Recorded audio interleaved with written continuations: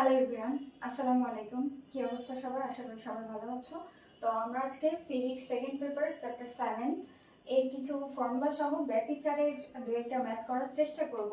তো চ্যাপ্টারটার নাম আমরা জানি যে ভৌত আলোক বিজ্ঞান। এখানে ভৌত বলতে কি, আমাদের এর আগে দেখবা যে তোমরা যেহেতু এখন 26 আর 27 ব্যাচ পড়বা, সো তোমাদের ফুল সিলেবাস এর আগের যে চ্যাপ্টারটা আছে ছয় ছয় অধ্যায়, সেটা আছে জ্যামিতিক আলোক বিজ্ঞান। জ্যামিতিক আলোক বিজ্ঞানে আমাদের কি নিয়ে পড়ানো হয়, সেটা হচ্ছে আলো কত ডিগ্রি কোণে গেলে কোন দিকে যাবে, অর্থাৎ প্রতিফলন, প্রতিসরণ, এই যে জিনিসপত্রগুলো পড়ে আসছে, আমরা জেনে আসছি, এটা হচ্ছে জ্যামিতিক আলোক বিজ্ঞানের মধ্যে পড়ে।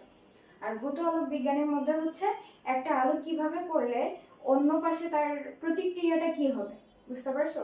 যেমন ব্যতিচার, তারপরে অপবর্তন, সমবর্তন, এগুলো নিয়ে আমাদের ভৌত আলোক বিজ্ঞানের মধ্যে পড়াশোনা। তো ভৌত আলোক বিজ্ঞানের আমাদের তিনটা ভাগ আছে।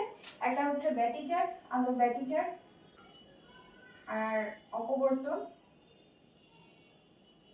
এবং সমবর্তন। এই তিনটা নিয়ে এই চ্যাপ্টারে ভালোভাবে ব্যাখ্যা দেওয়া আছে। তো আমরা অবশ্যই ফার্স্টে ব্যতিচারের যে বেসিক ফর্মুলা দেখব এবং এখান থেকে টুকটাক জানার চেষ্টা করবো আসলে ব্যতিচারটা কিভাবে সৃষ্টি হয়, কোথায় হয়, কাহিনী কি, এটা। তো আমরা এখানে দেখতে পাচ্ছি আমাদের কিছু ফর্মুলা লেখা আছে। এটা চৌম্বক ক্ষেত্র, তড়িৎ ক্ষেত্র, আর সি আলোর বেগ, তারপরে আমাদের মিউ নট, মানে একটার সাথে আরেকটা তুলনা করে কি হয়, এটা আমরা 9-10-এও পড়ছি, আবার চ্যাপ্টার 6-এও পড়ছি। তারপর তরঙ্গ দৈর্ঘ্যের সাথে এদের পার্থক্য কি। তারপরে এখানে আমাদের দেওয়া আছে যে গঠনমূলক আলোর ক্ষেত্রে বা ব্যতিচারের ক্ষেত্রে আমাদের পথ পার্থক্যটা কেমন হওয়া উচিত। তারপরে দশা পার্থক্য, পথ পার্থক্য, দশা পার্থক্যের মধ্যে সম্পর্ক আমরা শিখব। তারপরে এখানে দেখব যে পথ পার্থক্য ধ্বংসাত্মক বা অন্ধকার আলোর ক্ষেত্রে কি হয়, উজ্জ্বল ডোরার ক্ষেত্রে আমাদের শর্তটা কি হয়, এগুলা ঠিক আছে। তো তার আগে আমি একটু ব্যতিচার কেমন আসে বা কেমনে কি হয় এটা একটু হালকা করে ধারণা দেওয়ার চেষ্টা করি। তো ব্যতিচারটা হয় যে, যদি তোমাদের বেসিকটা পড়া থাকে অবশ্যই বুঝে থাকবা, যেহেতু আমি প্রশ্ন সলভ করতেছি। সো আমরা জানি যে দুইটা চির থাকে। চির কেন? খুব হালকা করে ছিদ্র। আর এদের অবস্থানটা কেমন থাকে, বৈশিষ্ট্যটা কেমন থাকে? অবশ্যই এরা সমান দশায় থাকবে। দুইটা চিরই একই দশা সম্পন্ন হইতে হবে এবং এদের মধ্যে যে আলোটা যাবে অবশ্যই তাদের একটা তরঙ্গ দৈর্ঘ্য আছে। তুমি যে আলোয় দাও, তো ওই আলোর তরঙ্গ দৈর্ঘ্যটা যেন সমানভাবে যায়, এমনভাবে এই চির দুইটা তৈরি করা হয়। তো আমরা জানি চির দুইটাকে আইডেন্টিফাই করা হয় S1 এবং S2 দ্বারা, এবং এই S1 আর S2 এর মধ্যে যে দূরত্বটা থাকে এটাকে আমরা A দ্বারা অথবা স্মল লেটারের D দ্বারা চিহ্নিত করি। তো আমি এখানে A দ্বারা চিহ্নিত করতেছি, ঠিক আছে।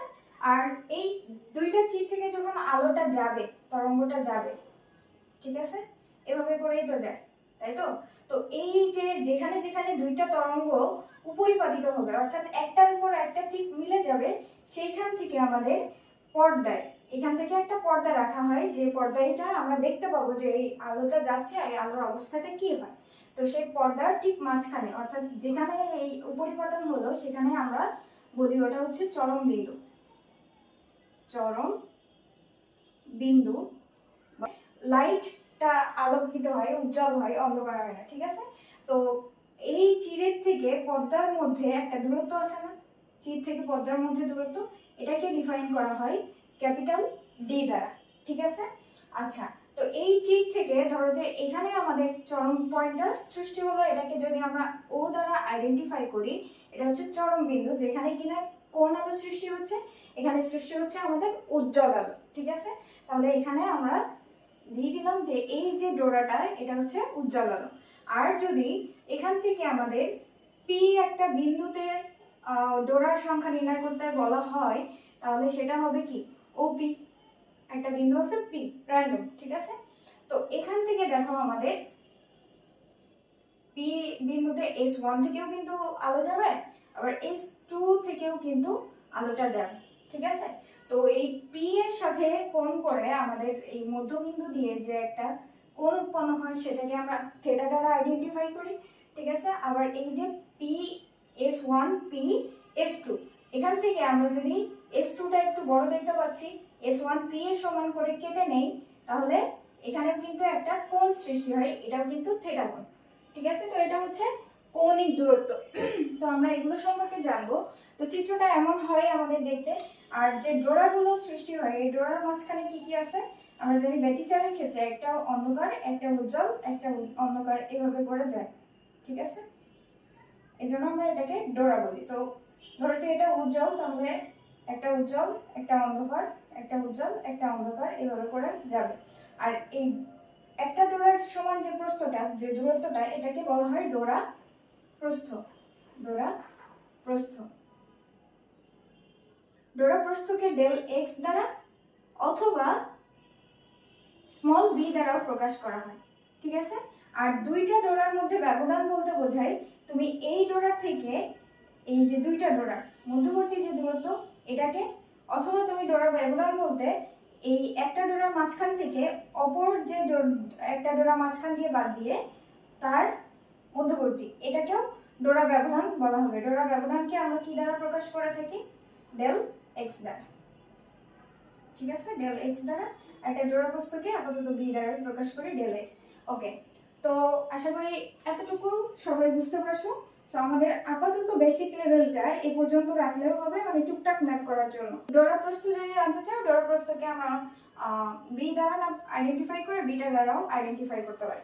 তো ডোরা ব্যবধানের ফর্মুলাটা হচ্ছে আমাদের lambda D by A. Lambda D by A. এখানে ল্যামডাটা হচ্ছে যে আলোটা যাবে তার তরঙ্গ দৈর্ঘ্য, তরঙ্গ দৈর্ঘ্য। ডিটা হচ্ছে পর্দার দূরত্ব,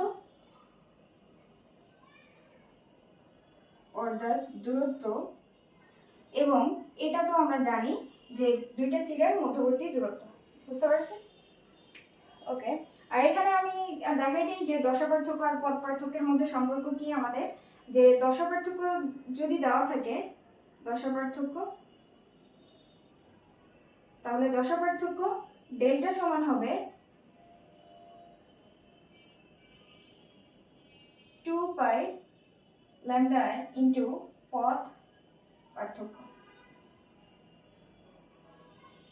ঠিক আছে, বুঝতে পারছো? আর হচ্ছে এখান থেকে আরেকটা জিনিস, সেটা হচ্ছে বিটা সমান আমরা পাইছি কি ডোরা প্রস্থ। ডোরা প্রস্থ সমান হচ্ছে বিটা, আর আমরা পাইছি ডোরা ব্যবধান। তো দেখো তো ডোরা প্রস্থ কি? ডোরা ব্যবধানের অর্ধেক না? ডোরা ব্যবধান হচ্ছে দুইটা ডোরার মধ্যবর্তী যে দূরত্ব, আর ডোরা প্রস্থটা হচ্ছে একটা ডোরার যে। তাহলে বিটা সমান কি হবে? এই যে জিনিসটা পাইছি আমরা ডোরা ব্যবধান, এটাকে 2 দ্বারা ভাগ করলে আমরা ডোরা প্রস্থটা পেয়ে যাব। তাহলে lambda D by 2a, just 2 দিয়ে ভাগ করার সময় দেখবো আমি জাস্ট হচ্ছে তোমরা তুলে নিতে পারো একটু পজ করে। সো সেটার জন্য লিখতে পারো, অথবা আমি ছবি এক্সট্রা করে দিয়ে দিব। এখন আমরা সরাসরি ম্যাথে চলে যাই। ওকে, তো আমরা এখানে একটা উদ্দীপক নিয়ে চলে আসছি। এটা অনেক বোর্ডে দেখতে পাবো তোমরা, অনেক বোর্ডে আসছে। ঢাকা বোর্ড 24-এ আছে, ঢাকা বোর্ড 23-22-এ আছে, যশোর বোর্ড আছে, তারপর হচ্ছে রাজশাহী বোর্ড, অনেক বোর্ড মিলাই আসছে এই টাইপের প্রশ্নটা। বুঝতে পারছো? তো দেখো এখানে আমাদের কি দেওয়া আছে। এখানে আমরা দেখতে পাচ্ছি যে ব্যতিচারের দ্বিচির পরীক্ষার একটা চিত্র দেওয়া আছে, যেখানে আমরা দুইটা চির দেখতে পাচ্ছি, S1 S2। আর চির থেকে কেন্দ্রীয় উজ্জ্বল ডোরা ও বিন্দু দেওয়া আছে, আর একটা বিন্দু P দেওয়া আছে।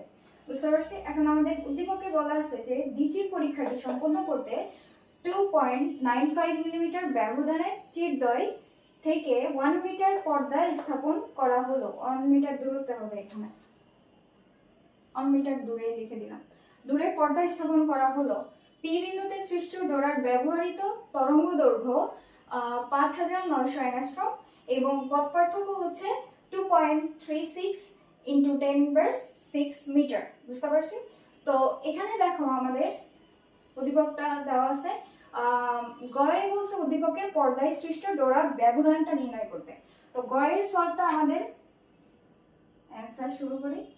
তো গয়ের ক্ষেত্রে আমাদের কি বের করতে বলছে? আমাদের বের করতে বলছে সৃষ্ট ডোরা ব্যবধান, এটা হচ্ছে ডেল এক্স। আর ডেল এক্স নির্ণয়ের সূত্র কি? এটা হচ্ছে ডোরা ব্যবধান বলতে বোঝায় এই যে ডোরা সৃষ্টি হবে তো পর্দায়, এই যে পর্দায়, তো এটার যে দুইটা ডোরার মধ্যবর্তী যে দূরত্ব, একটা উজ্জ্বল একটা অন্ধকার, তো এটাকেই বলা হয় ডোরা ব্যবধান। বুঝতে পারছো? আর ডোরা ব্যবধানের ফর্মুলাটা কি? Lambda D by A. এখানে ল্যামডাটা কি? যে তরঙ্গ দৈর্ঘ্যের আলোটা যাচ্ছে ওই পর্দায় সেটা, ডিটা হচ্ছে এই চিপ থেকে এই পর্দার মধ্যবর্তী যে দূরত্বটা আছে এটাকে ডি বলা হয়, আর এটা হচ্ছে চিপ দ্বয়ের মধ্যবর্তী দূরত্ব, এটা হচ্ছে এ। তাহলে দেখো তো আমাদের উদ্দীপকে কি সবগুলো ইনফরমেশন দেওয়া আছে না? সবগুলো ইনফরমেশন দেওয়া আছে। তাহলে যেহেতু ইনফরমেশন দেওয়া আছে, এই ম্যাথটা করতে আর কোনো ঝামেলাই নেই। সাইড নোটে লিখে দিব এখানে তরঙ্গ দৈর্ঘ্য, তরঙ্গ দৈর্ঘ্য, তরঙ্গ দৈর্ঘ্য কিসে দেওয়া আছে দেখো তো, অ্যাংস্ট্রোমে। তো এখানে ইনফরমেশন দিয়ে দিই যে 1 মিটার সমান সমান 10 ইনভার্স 10 অ্যাংস্ট্রোম, ঠিক আছে? তাহলে এখানে অ্যাংস্ট্রোমে দেওয়া আছে, উল্টাটা দেওয়া আছে। তাহলে দেখো 5900 অ্যাংস্ট্রোম দেওয়া আছে। এটাকে আমরা যদি মিটারে করতে চাই আমাদেরকে কি করতে হবে? 10 ইনভার্স 10 দ্বারা কি করতে হবে? আমাদের গুণ করতে হবে, বুঝতে পারছি? তাহলে 5900 ইন্টু 10 ইনভার্স 10 দিলেই আমরা এটাকে মিটারে কনভার্ট করে ফেলবো। তারপরে আমাদের কি দেওয়া আছে?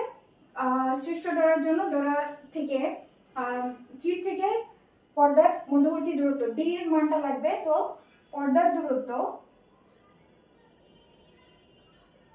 দূরত্ব ক্যাপিটাল ডি সমান কত দেওয়া আছে? 1 মিটার।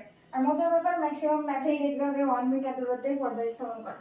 আচ্ছা, আর কি লাগবে? আমাদের ডোরা ব্যবধান, দুটি চিরের মধ্যবর্তী দূরত্বটা লাগবে, সেটা হচ্ছে এ, চির দ্বয়ের মধ্যবর্তী দূরত্ব, চির দ্বয়ের মধ্যবর্তী দূরত্ব এ ইকুয়াল কত দেওয়া আছে? 2.95 মিলিমিটার। এটাকেও মিটারে কনভার্ট করতে হবে। তাহলে 2.95 মিলিমিটার, আমরা জানি 1 মিলিমিটার সমান 10 ইনভার্স কিউব মিটার। তাহলে জাস্ট 10 ইনভার্স কিউব গুণ করে দেব, 2.95 ইনটু 10 ইনভার্স কিউব মিটার হয়ে গেল। এখন জাস্ট এখানে বসাইলে মান পেয়ে যাব। তাহলে 5900 into 10 inverse 10 into 1 by 2.95 into 10 inverse cube. এখন ক্যালকুলেশনের পালা। ক্যালকুলেশন করলে এটা আসবে 2 ইন্টু 10 ইনভার্স 4। আর অ্যান্সার কিসে আসবে? আমরা সবগুলোকে কিসে কনভার্ট করছি? মিটার। অ্যান্সার আসবে মিটার। এটাই হচ্ছে আমাদের নির্ণীয় ডোরা ব্যবধান। বুঝতে পারছি? খুবই সোজা ছিল, খুবই ছোট। সো এই ম্যাথগুলো যদি একবার ধরতে পারো, ফর্মুলাগুলো বুঝতে পারো, তাহলে আর কোনো প্যারাই নাই। তাহলে গ আমাদের এখানেই সলভ, শেষ।